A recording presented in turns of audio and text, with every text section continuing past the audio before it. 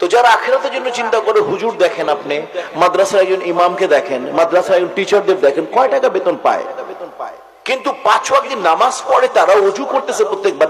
আপনি চেহারা দেখবেন, আমার আপনার থেকে যারা ব্যবসায়ী চাকরিজীবী থেকে প্রত্যেকটা হুজুরের চেহারা সুন্দর, ম্যাক্সিমাম ইমাম আপনি চেহারা দেখবেন, ওনাদের চেহারা দেখলে মন ভালো হয়ে যায়। ওনাদের এত বেতনও নাই, কিন্তু আল্লাহর শুকুর আছে। আল্লাহ যে অবস্থায় থাকেন তারা শুকুর গুজার করেন, আলহামদুলিল্লাহ আল্লাহ যা দিছে, কারণ ওনারা জানেন তার আখিরাতে পেয়ে যাবেন, একটা আখিরাত তাদের জন্য আছে।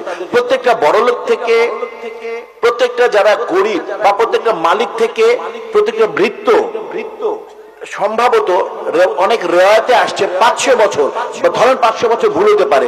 একটা গরিব এবং একটা বড়লোক বন্ধু, দুজনের আমল যদি এক হয়, শুনবেন, একটা বড়লোক বন্ধু একটা গরিব বন্ধু, দুজনের আমল যদি আমল একই হইল, দুজনের ফার্স্ট ডিভিশন আখিরাত আল্লাহর কাছে, গরিব বন্ধুটাকে আল্লাহ আগে বেহেশতে পাঠাবে।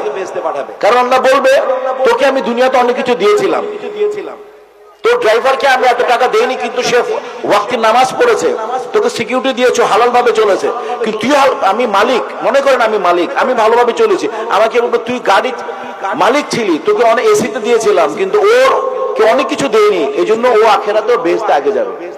আল্লাহর নিজাম তো, আল্লাহর 101 মানে নাম আছে না, 100টা নাম। আল্লাহ তো বিভিন্ন গুণে গুণান্বিত। আল্লাহর একটাই জাতিগত সত্তা আল্লাহ, সব জাতি বলে আল্লাহর একটা, আমরা সবাই জানি আল্লাহ, কিন্তু আল্লাহর তো অনেকগুলো নাম। ইয়া রাজ্জাকু, আল্লাহ ব্যবসায়ী, ইয়া রহমানু, আল্লাহ দয়ালু। আল্লাহর তো মানে আপনার সমস্ত গুণে, মানে গুণগুলোকে নিয়ে আল্লাহ বলেছেন। একটা নাম ইয়া কাহারু, আল্লাহ অনেক বড়, একটাই নাম আল্লাহ নেগেটিভ, মানে নেগেটিভ বললে গুণ হবে, আল্লাহ সীমার, আল্লাহ কঠিন, একটাই।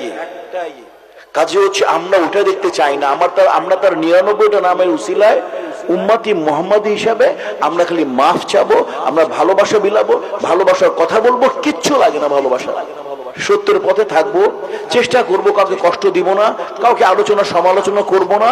আমরা যতটুকু পারবো ওয়াক্তের নামাজ পড়বো, বাবা মাকে শ্রদ্ধা করব, যে কাজটা করছি সেই কাজটা হালালের সাথে করব, সেই কাজটা ইমানের সাথে করব, সেই কাজটা সততার সাথে করব। যখনই আপনি সততার সাথে কাজটা করবেন, ওটার মধ্যে আল্লাহ বরকত অন্যরকম হয়ে যাবে। আমার ছেলে বার্গার খেয়ে যে চেহারা সুন্দর হবে না, আমি চ্যালেঞ্জ করে বলতে পারি। আবার শুনবেন ভাই, আমার ছেলে স্কলাস্টিক স্কুল ইংলিশ মিডিয়ামে পড়ে, আরেকদিন আমেরিকায় পড়াশোনা করে, ওদের চাইতে মাদ্রাসায় যারা কোরআন হেফজ করছে তাদের চেহারা নুরানি অনেক বেশি, 100%। এবং দেখবেন আল্লাহ দুনিয়াতে কিন্তু তাদেরকে নিজাম আল্লাহ দিয়ে দিয়েছেন। দেখেন, প্রধানমন্ত্রী বলেন, প্রেসিডেন্ট বলেন, এমপি বলেন, মন্ত্রী মহোদয় বলেন, তারা তো নামাজ পড়ে না ভাই? ঈদে পড়ে, বকরিদে পড়ে, জামাতের সাথে নামাজ পড়লে তারা কার পিছনে পড়ে? নামাজ একজন কোরআন হাফেজের পিছনে পড়ে, ঠিক? দেখেন দুনিয়াতে কিন্তু আল্লাহ দেখিয়ে দেয়, প্রধানমন্ত্রী মনে করে নামাজ পড়বে, ঈদে কি সবার আগে কে থাকবে? প্রধানমন্ত্রী থাকবে নাকি না? যিনি নামাজ পড়াবেন উনি থাকবেন, এবং উনি কোরআনে হাফেজ। আল্লাহ দুনিয়াতেও দিয়ে দিয়েছে সম্মান, প্রধানমন্ত্রীর পেছনে থাকবে, সভাপতির পেছনে থাকবে, মন্ত্রীর পেছনে থাকবে। আল্লাহ কি দেয় নাই? দুনিয়াতে আল্লাহ দিয়ে দিয়েছে। মন্ত্রীর কাছে কিন্তু একজন আল্লাহর ইমাম বা আল্লাহর ওয়ালি বলে না, মন্ত্রী সাহেব আমার জন্য দোয়া করবেন। মন্ত্রী বলেন, মিনিস্টার বলেন, সন্ত্রাসী বলেন, মন্ত্রী বলেন, সবাই হুজুরকে ধরে বলে, হুজুর আমার জন্য একটু দোয়া করবেন। হুজুরের তার দোয়ার দরকার নেই, কিন্তু হুজুরের কাছে সে দোয়া চায়। সে জানে আল্লাহর কাছের লোক হচ্ছে হুজুর, আমি মন্ত্রী জনতার কাছের লোক, আমি মিশা সওদাগর আপনাদের কাছের লোক, কিন্তু আমার ডাইনে বায়া যারা বসে আছেন তারা আমার চাইতে অনেক আগুন আল্লাহর লোক, তার কাছে দোয়া চাইতে আমরা চাই।